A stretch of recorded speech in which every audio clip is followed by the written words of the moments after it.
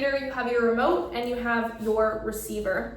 When you're turning them on, there is a big black on-off light button on the back of your remote. You're gonna hold that button down until the screen lights up, and then you know it's on. There is a little red magnet on your remote, and you'll find the same red magnet on your receiver. You're gonna connect the two. This will light up green, and then intermittently it'll shine a green light. That's how you know that they're on. If you ever want to test if your receiver is working properly, there's a black T button on the side of your remote. If you press it, the collar will vibrate. I like to use that as a test. You can also just put the contact points on your skin and test the stim if you want as well. Personally, I don't use the vibrate setting on the dogs. People sometimes feel like the vibrate might be a little bit nicer, but because the vibrate doesn't have any levels, it always produces the same feeling, which can oftentimes actually be more startling or more jarring for the dogs. So I avoid that. I don't like it because I can't scale it up or down depending on what I need. What we're gonna focus on instead is the black S and the red S button and what's going on the screen. So you'll notice that up top it's flashing 1D. All that means is that it's set up for one dog, one receiver, which is great. In the future, you can connect one remote to two receivers if you have two dogs, and then your remote will function a little bit differently. But for the one dog, we have our black button and our red button. The screen right now is showing a 5 and a C beside it.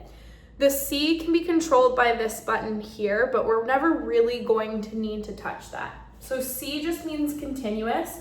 So as you press the button down, the stim will be continuous until you release the button. M means that the stim is momentary. So the dog will receive a short stim sensation that'll go on and off while you're holding the button down. And I don't like that because it can be a little bit confusing. For example, if you recall your dog and your dog is like kind of slowing down, they're not really coming to you, and they're feeling pulse, pulse, pulse, they might be like, wait, am I doing the right thing? Am I not?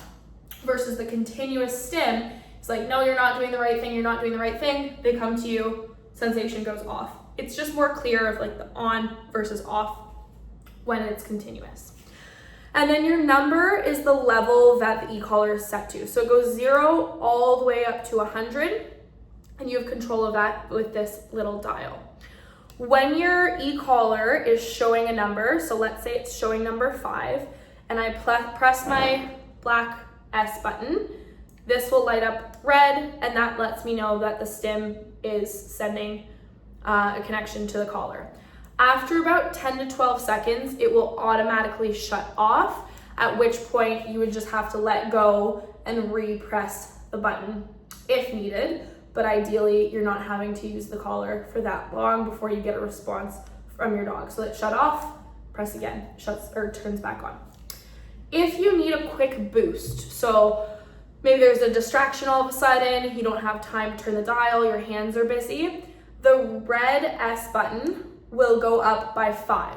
So I'm still at a level 5. If I press the black button, it's 5. If I press the red button, it goes up to 10, which is a nice handy little feature if you need it.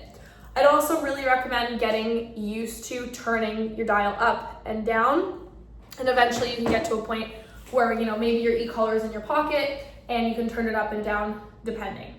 Part of the reason why I like the Mini Educator so much is because of the 100 levels.